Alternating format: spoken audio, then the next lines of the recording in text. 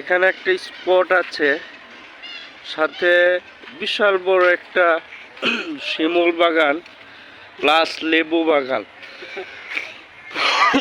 যেখানে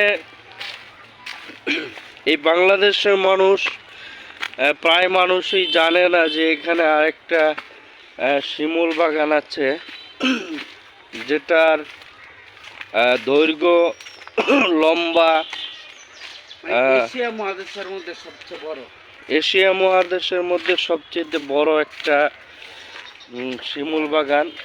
এই লেবু বাগানের পরই, হ্যাঁ, এটা হচ্ছে আপনারা দেখতেই পাচ্ছেন কত বড় স্পট। এরপরে ওই দিকে দেখা যায় শিমুল বাগানের কিছু দৃশ্য, ওই সবুজ পাতাগুলি। আর এটা হচ্ছে লেবু বাগান। এখানে যেই শিমুল বাগানটা অবস্থিত আছে 1200 একর জায়গা নিয়ে এই বাগানটা অবস্থিত। জনাব জলিল চেয়ারম্যান সাহেব, আফতাব চেয়ারম্যান সাহেবের বাবার বাগান এটা ছিলেন। এখন এই বাগানটা এই এলাকার মধ্যে খুবই প্রসিদ্ধ বাগান, এক জনপ্রিয়। এই এলাকা নয়, গোটা বাংলাদেশের মধ্যে বা অনেক এশিয়া মহাদেশে অনেকে এখানে আসেন ঘুরতে। আমরা এখন যাব হযরত শাহজালাল রহমতুল্লাহি আলাইহির মাজারের ভক্তবৃন্দর মাজারে যাব আমরা এখন। হযরত শাহজালাল রহমতুল্লাহি আলাইহির ভক্তবৃন্দের খাদেমগণের মাজারে এখন আমরা যাব। আপনারা ইতিমধ্যে একটা মাজার দেখতে পাচ্ছেন, একটা মাজার এখানে আছে, আপনারা দেখতেছেন। এই অনেকেই মুরব্বিয়ানে কেরাম এখানে আছেন। হ্যাঁ, এখানে একটা মাজার। আসসালামু আলাইকুম, আমরা আসতে পারি? আমরা চেষ্টা করছি এই মাজারটা খুবই একটা গৃহ জঙ্গলের ভিতরে, বাংলাদেশের অনেক মানুষই জানে না যে একটা কয়েকশো বছর আগের মাজার। এটা কেউ এই ব্যাপারে কেউ অবগত না। এখানে আসতে আমাদের খুবই কষ্ট হয়েছে। 2 রাত্র আমরা হোটেলে থাকার পর আমাদের এক বন্ধু এই সন্ধানটা দিয়েছে আমাদেরকে এই মাজারের ব্যাপারে। আপনারা দেখতেই পাচ্ছেন যে এই মাজারের যে অবস্থা, হ্যাঁ, এখানে ব্রিটিশ প্রাচীনের কিছু কলস আছে। যারা আল্লাহর ওলিদেরকে পছন্দ করেন তারা অবশ্যই খোঁজখবর নেবেন, এবং আশা করি আমাদের মাধ্যমে ওনাদের সাথে যোগাযোগ রাখবেন। এবং আপনারা এখানে মনে হয় উরুস মাহফিল করেন। এটা কয়েকশো বছর আগের মাজার। হ্যাঁ, এখানে আপনারা দেখতেই পাচ্ছেন যে ওই পিলারগুলি একদম যখন যুদ্ধ হয়েছিল তখন এই পিলারগুলিতে গুলি বিধ্বস্ত হয়ে এই পিলারগুলি বিক্ষত হয়েছিল। হ্যাঁ, এরকম আমরা দেখতে পাচ্ছি উপরের যে ব্রিটিশ আমলের যে ওই কাজগুলি করেছে। বর্তমানে যে মিস্ত্রি আছে তারা অবশ্যই এগুলি এই সম্বন্ধে জানবে না বা জানে না, এই দক্ষ না। হ্যাঁ, যে কাজগুলি এগুলি ওই বিভিন্ন এই বাংলাদেশের যে বাহির থেকে এশিয়া বিভিন্ন অন্য প্রাচ্য থেকে এসে এই কাজগুলি করেছে। মিস্ত্রিগুলি অভিজ্ঞ কারিগরগুলি এই কাজগুলি করেছে। এবং এখানে এই এলাকার মানুষ যারা মুরব্বী আছেন, আসসালামু আলাইকুম, ওনাদের সাথে আমরা কিছু কথা বলতে চাই। ভালো আছেন কাকা? জি জি, ভালো আছি। ওনার নাম কি? আপনার নাম? আমার নাম জি। আমার নাম মোহাম্মদ আব্দুল হাশিম। আপনার বাড়ি? আমার বাড়ি এই জায়গায়, গ্রামের নাম চন্দ্রপুর, চন্দ্রপুর, তাহিরপুর উপজেলা উপস্থিত। তাহিরপুর উপজেলা উপস্থিত। এখানে যে উত্তর- সাহিত্য আছেন ওনার সম্পর্কে কতটুকু জানেন বা ওনার নাম? ওনার নাম দরবার জনাব আলী আল কাদরি। আমি ওনার নাতি। আচ্ছা আচ্ছা। তো ওনার এই মাঝের বয়স কত হবে আনুমানিক? এই মাজারের বয়স অনুমানিক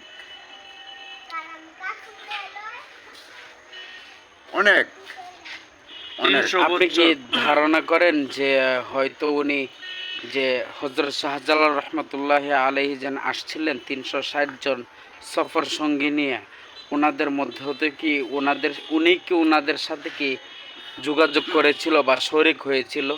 এরকম আমি শুনেছি, ওনার সাথে শরিক হয়েছে, ওনার সাথে যোগাযোগ দেখা হয়েছে, করা- দেখা দেখা করছে। করছে। এটা আমি শুনতে পেরেছি, অত মুরব্বীর কাছ থেকে আমি শুনতে পেরেছি। আমি তো এটা দেখছি না, অত আমার বয়স কম। কম, ঠিক আছে। গায়েস, প্রিয় গায়েস, আমরা ইতিমধ্যে দেখতে পাচ্ছি আমরা একটা স্পটে আছি যেখানে আমাদের পিছনে এখানে একটা গুহা রয়েছে পাহাড়ের মতোই। হ্যাঁ, এদিক দিয়ে আমরা খুবই কষ্ট হয়েছে আমাদের আসতে। পাশে শিমুল বাগান আপনারা দেখতে পাচ্ছেন।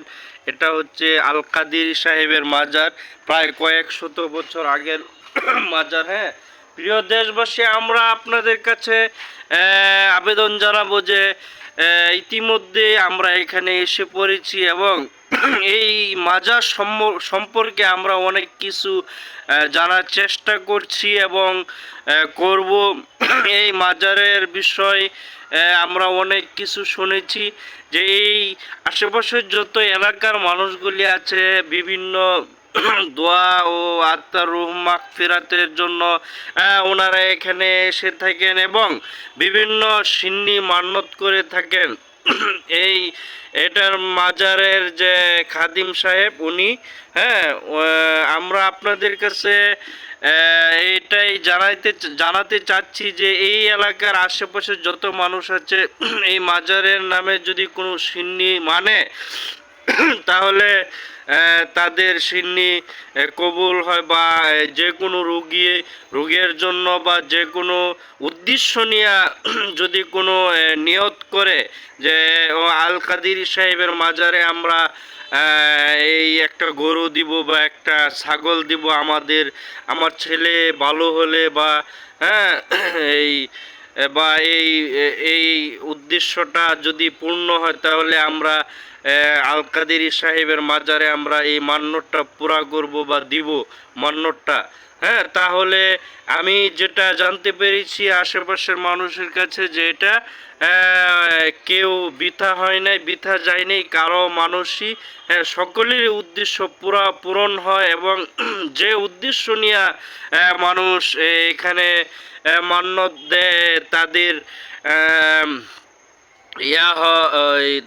তাদের উদ্দেশ্যগুলি হাসিল হয়, পূরণ হয়। হ্যাঁ, আমি সাধারণ মানুষকে বলবো যে আপনারাও আসেন এই মাজারে এবং যে খাদেমগণ আছেন, হ্যাঁ, উনি হচ্ছেন প্রধান খাদেম। আমাদের সাথে আরেকজন বারপ্রাপ্ত খাদেম রয়েছে, ওনার কাছেও আমরা যাব। ইতিমধ্যে উনি এখানে অবস্থান করছেন, একটু পরে ওনাকে আপনারা দেখতে পারবেন। তো আমার পক্ষ থেকে বা এই এলাকাবাসীর পক্ষ থেকে এই এই এটা একটা আসলে আপনারা ক্যামেরাটা ঘোরাইলে আপনারা বুঝতে পারবেন যে এটা একটা পাহাড়ের মতো একটা জঙ্গল বা একটা রিজার্ভের ভিতরে, হ্যাঁ, এটা একটা মাজার বা এখানে একটা বাড়ি অবস্থিত রয়েছেন। প্রিয় গায়েস, আপনারা অবশ্যই দেখতে পাচ্ছেন যে আশেপাশে কোনো বাড়িঘর নেই, একদম গৃহ জঙ্গলের নেই এরকম অবস্থিত। জায়গাটা খুবই একদম নির্জন জায়গা, যেখানে দিনের বেলায় মানুষ আসতে ভয় পায়। তো আমরা এখন যাব এই এই মাজারের খাদেম ভারপ্রাপ্ত যিনি খাদেম ওনার কাছে যাব। আসসালামু আলাইকুম, ভালো আছেন কাকা? আপনাদের মাজার কেমন চলছে? মানুষ কেমন আসছে এখানে? অতি উরসের সময় মানুষ আসে। এমনিও এমনিতেও আসে। আসে না? শুক্রবার দিনও সিন্নি নিয়ে আসছে। আচ্ছা আচ্ছা, যাক মাশাল্লাহ। আমরাও আসছি এই মাজার দেখার জন্য এবং জিয়ারত করার জন্য। আমরা ইনশাআল্লাহ আগামী শুক্রবারে আসবো, দেখবো আবার এখানে হ্যাঁ, আবার আসবো। কেমন মানুষ। আমরা অনেক দূর থেকে আসছি, প্রায় আমরা কয়েকশো কিলো পাড়ি দিয়ে এখানে আমরা আসা। হ্যাঁ, আমরা অনেক দিন ধরে এই মাজার সম্পর্কে শুনি, বিভিন্ন বই পুস্তকে আমরা পেয়েছি এই মাজারের সম্পর্কে। হ্যাঁ, পাশে আরেকটি মাজার আছে, ওনার এই একদম ভক্তবৃন্দ, ওনার মাজারেও আমরা যাব। হ্যাঁ, হয়তো বা আজকে সময় হবে না, ওটা আরও একটু দূরে, এখান থেকে প্রায় 1 কিলো দূরে। ওইখানে হযরত শাহজালাল রহমতুল্লাহি আলাইহির ভক্তবৃন্দ, খলিফাগণ এখানে কবরে শায়িত আছেন। এখানে তাদের মাজার, হ্যাঁ, মাজারগুলি এখানে মাটির সাথে আকৃষ্ট হয়ে ধারণ করছেন। আমরা সকলেই এই স্পটগুলিতে আসব, সকলের কাছে দোয়ার আবেদন, সকলে এখানে আসবেন।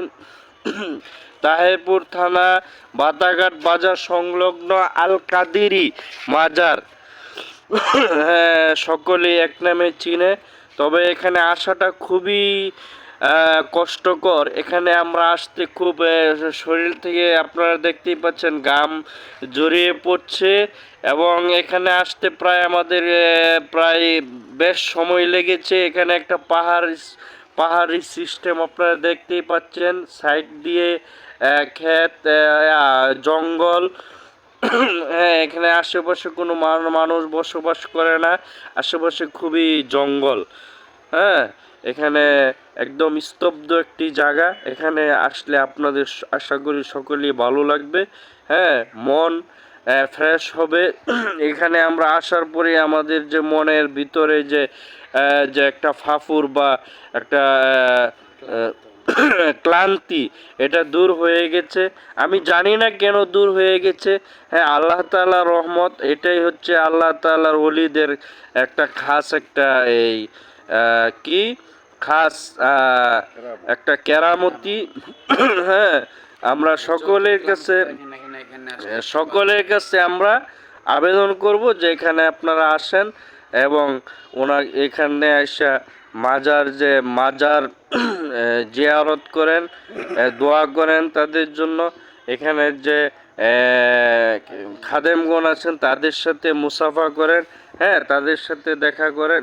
আশা করি আপনাদেরও অনেক উপকার হবে, ভালো হবে। প্রিয় দেশবাসী, এখন আমরা বিদায় নিচ্ছি। ভালো থাকবেন, সুস্থ থাকবেন। আসসালামু আলাইকুম।